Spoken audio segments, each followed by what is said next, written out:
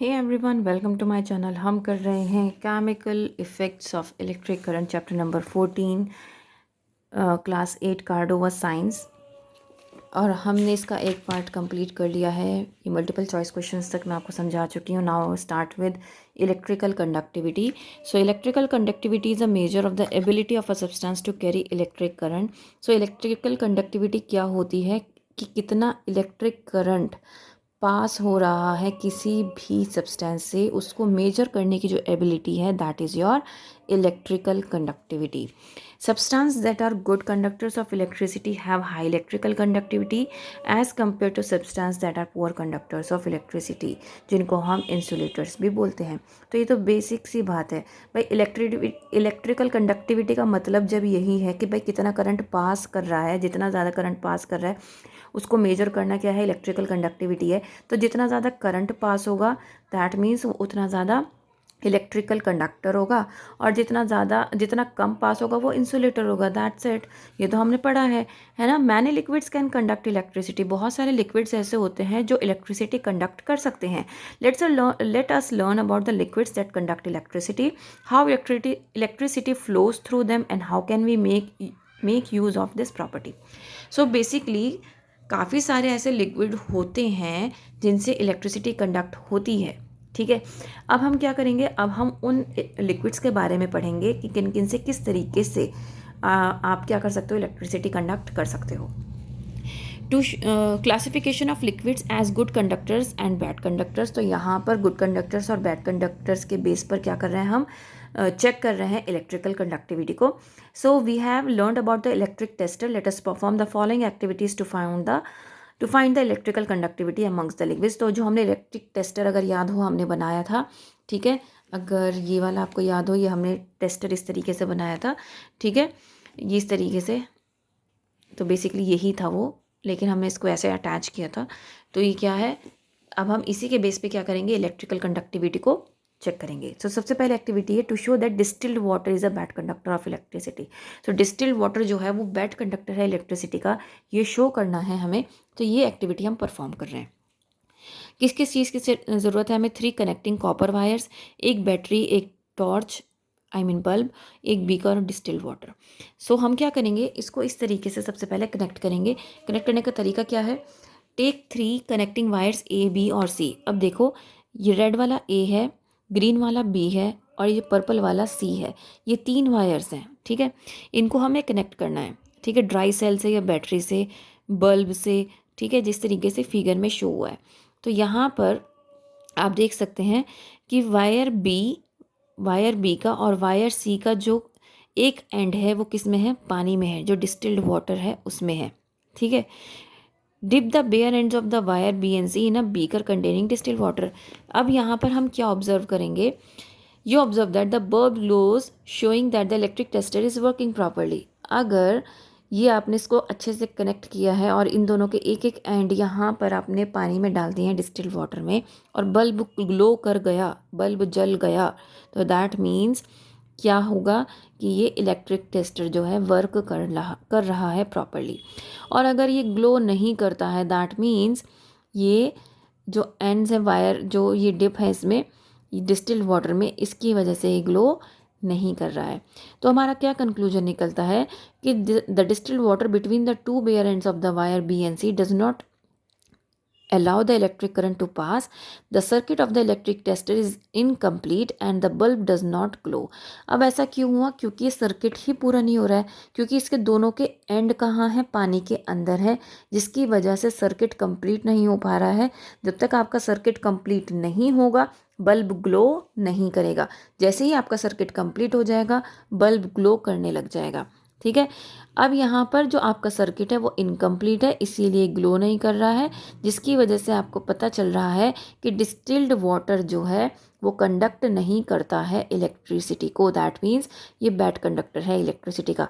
क्यों है bad conductor, क्योंकि जब हमने यहाँ पर दोनों ये वायर डाल के देखे पानी में, तो यहाँ पर ये पूरा कंडक्ट करना चाहिए था।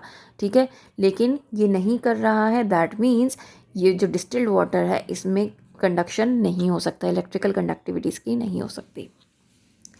Then we have activity number 2 to show that the addition of salts, acids and bases make the distilled water good conductor of electricity. कि अगर हम सॉल्ट, एसिड और बेसिस डाल देंगे तो वो अच्छा गुड कंडक्टर बन जाएगा इलेक्ट्रिसिटी का. तो देखते हैं भाई इसके लिए हमें क्या चाहिए. वायर चाहिए, फिर से बैटरी चाहिए, बल्ब, वही सब चीज़ें चाहिए. और इसमें हमें कॉमन सॉल्ट चाहिए, sulphuric acid, sodium hydroxide base है, एक ग्लास रॉड है, एक ड्रॉपर भी चाहिए. अब इसमें हमें क्या ध्यान रखना है. Conduct this activity under the supervision of some elderly person, क्योंकि इसमें हम एसिड इन्वॉल्व कर रहे हैं. तो मेथड क्या होगा. So take 3 beakers. आपको क्या करना है, सबसे पहले 3 बीकर्स लेना है. Fill them 3/4 with distil water. अब इन तीनों को आपको 3/4 भर देना है. Add a little common salt to the distil water in the first beaker. First beaker में थोड़ा सा सॉल्ट डालिए, इसको डिज़ोल्व करिए ग्लास रॉड की हेल्प से. ठीक है. फिर उसके बाद add a few drop of dilute sulphuric acid to distil water in the second beaker. First beaker में हमें कॉमन सॉल्ट डालना है, दूसरे बीकर में हमें सल्फ्यूरिक एसिड डालना है डाइल्यूट वाला. ठीक है. और few drops of sodium hydroxide हमें किस में डालना है, थर्ड बीकर में. ठीक है. तो फर्स्ट में हमने सॉल्ट डाला, सेकंड में हमने सल्फ्यूरिक एसिड डाला, थर्ड में हमने सोडियम हाइड्रोक्साइड डाला. ठीक है. अब टेक 3 कनेक्टिंग वायर्स. अब हमें 3 कनेक्टिंग वायर्स लेने हैं. ठीक है. अब जब हम कनेक्टिंग वायर्स लेंगे A B and C, connect the wire to a dry cell और a battery and torch bulb. अब फिर हमें इसको क्या करना है, इसको फिर से ऐसे ही कनेक्ट करना है जैसे हमने पहले वाली एक्टिविटी में किया था. ठीक है. सबसे पहले हम क्या कर रहे हैं, कॉमन सॉल्ट का सॉल्यूशन ले रहे हैं और ये शो कर रहे हैं कि क्या ये कंडक्ट करेगा इलेक्ट्रिसिटी या नहीं. तो बाकी के दो भी फिर हम ऐसे करके देख सकते हैं एक्टिविटी परफॉर्म करके. टिप तब हमने क्या किया, बेयर एंड्स जो थे बी एन सी के जैसे पहले वाली एक्टिविटी में हमने डाले थे ऐसे इसमें डाला. ठीक है. अब क्या होगा, हमें ये चेक करना है कि बी एन सी जब हम वायर सेकंड बीकर में डालेंगे, थर्ड बीकर में डालेंगे तो क्या होगा. पहले हमने एक का देखा, फिर दूसरे का चेक किया, फिर तीसरे का चेक किया. अब हमने क्या ऑब्जर्व किया तीनों में डालने के बाद. सो हमने देखा कि बल्ब जो है लाइट अप होगा when wires are dipped in distilled water containing common salt. जब कॉमन सॉल्ट हमने डिस्टिल्ड वाटर में डाला तब भी लाइट बल्ब जो था वो ग्लो किया. तो दैट मीन्स टेस्टर में इलेक्ट्रिक करंट पास हुआ जिसकी वजह से सर्किट कंप्लीट हुआ और बल्ब ग्लो किया. Due to this the current flows in the circuit and the bulb glows. Distilled water is bad conductor of electricity. लेकिन उसने जैसे ही हमने उसमें क्या करा, कॉमन सॉल्ट डाला तो distilled water good conductor of electricity बन गया.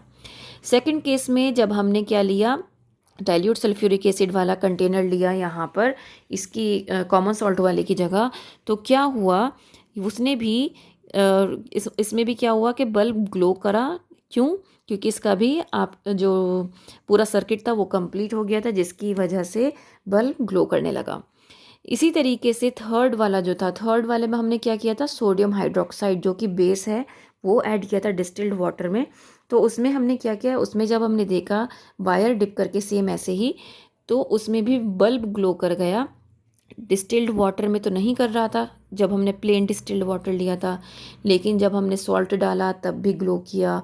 जब हमने इसमें सल्फ्यूरिक एसिड डाला तब भी ग्लो किया. अब जब हम इसमें सोडियम हाइड्रोक्साइड डाल रहे हैं तो भी ग्लो कर रहा है. सो दैट मीन्स ये क्या है, एक गुड कंडक्टर ऑफ इलेक्ट्रिसिटी है. कौन है good conductor of electricity, salt, acids और बेसिस आपके क्या हैं, गुड कंडक्टर ऑफ इलेक्ट्रिसिटी है.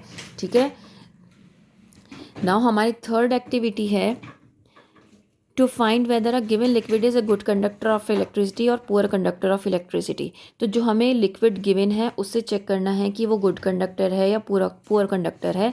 तो उसके लिए क्या चाहिए, 3 इंसुलेटेड कॉपर वायर चाहिए, सेलो टेप चाहिए, एक बल्ब चाहिए. ठीक है. 100 ml का बीकर चाहिए, tap water, vinegar, lemon juice, alcohol, petrol, kerosene oil, mustard oil, dilute hydrochloric acid. मतलब ये सारी एक्टिविटीज़ हम इन सारी चीज़ों में करने वाले हैं. सेम प्रोसेस रहेगा. हमें क्या करना है, चेक करना है कि किस में बल्ब ग्लो करेगा और किस में नहीं करेगा. जिसमें बल्ब ग्लो करेगा दैट मीन्स वो गुड कंडक्टर है इलेक्ट्रिसिटी का, और जिसमें बल्ब ग्लो नहीं करेगा वो क्या है, बैड कंडक्टर है इलेक्ट्रिसिटी का. तो बेसिकली यहाँ पे सेम उसी तरीके से हमने इसमें क्या किया है, जैसे हमने यहाँ पर इस एक्टिविटी में अरेंज किया था सब कुछ सेम ऐसे ही किया है, लेकिन हर बार हमारा लिक्विड जो है वो चेंज रहेगा. तो अगर आप यहाँ पर देखें, यहाँ पर टेबल बनी है, इन्होंने सबसे पहले यहाँ पर लेमन जूस लिया है, तो लेमन जूस में बल्ब ग्लो कर जाएगा तो दैट मीन्स ये गुड कंडक्टर है. टैप वाटर में भी बल्ब ग्लो कर जाएगा तो वो भी गुड कंडक्टर है इलेक्ट्रिसिटी का। विनेगर में भी बल्ब ग्लो कर जाएगा तो गुड कंडक्टर है। अल्कोहल में बल्ब ग्लो नहीं करेगा तो ये बैड कंडक्टर है। पेट्रोल में, केरोसिन ऑयल में, मस्टर्ड ऑयल में बल्ब ग्लो नहीं करेगा तो ये बैड कंडक्टर है। यहाँ पर इन्होंने मस्टर्ड ऑयल का भी दे रखा है एग्जाम्पल, तो यहाँ पर बल्ब ग्लो नहीं करेगा तो ये क्या है, बैड कंडक्टर ऑफ इलेक्ट्रिसिटी है। क्यों है, क्योंकि यहाँ पे सर्किट कंप्लीट नहीं हो रहा है। डाइल्यूट हाइड्रोक्लोरिक एसिड और डाइल्यूट पोटेशियम हाइड्रोक्साइड, इन दोनों में बल्ब ग्लो करेगा तो ये गुड कंडक्टर है इलेक्ट्रिसिटी के। ठीक है, तो इस तरीके से आप क्या कर सकते हो, सारी एक्टिविटीज़ को कर सकते हो। अगर आपको एक अच्छे से समझ में आ गई तो ये बाकी अगर आप इस टेबल को याद कर लोगे तो आप बहुत अच्छे मार्क्स गेन कर सकते हो। Now, from the above activity, we find that some liquids are good conductors of electricity and some are bad conductors. तो जितने भी अभी तक हमने एक्टिविटी पढ़ी हैं उसमें हमने यही देखा कि कुछ जो होते हैं वो बैड कंडक्टर होते हैं इलेक्ट्रिसिटी के, और कुछ जो होते हैं वो गुड कंडक्टर होते हैं इलेक्ट्रिसिटी के। ठीक है, सो अंडर सर्टेन कंडीशंस क्या होती हैं, कुछ जो लिक्विड्स होते हैं वो कंडक्ट कर लेते हैं इलेक्ट्रिसिटी को। ठीक है, तो इस तरीके से ये सेकंड पार्ट मेरा कंप्लीट हो जाता है। और यहाँ से terms commonly used in describing chemical effects of current, ये हम नेक्स्ट वीडियो में पढ़ेंगे। उम्मीद करती हूँ ये सारी एक्टिविटीज़ आपको अच्छे से समझ में आई होगी। If yes, please like, share and subscribe. That's all, thank you.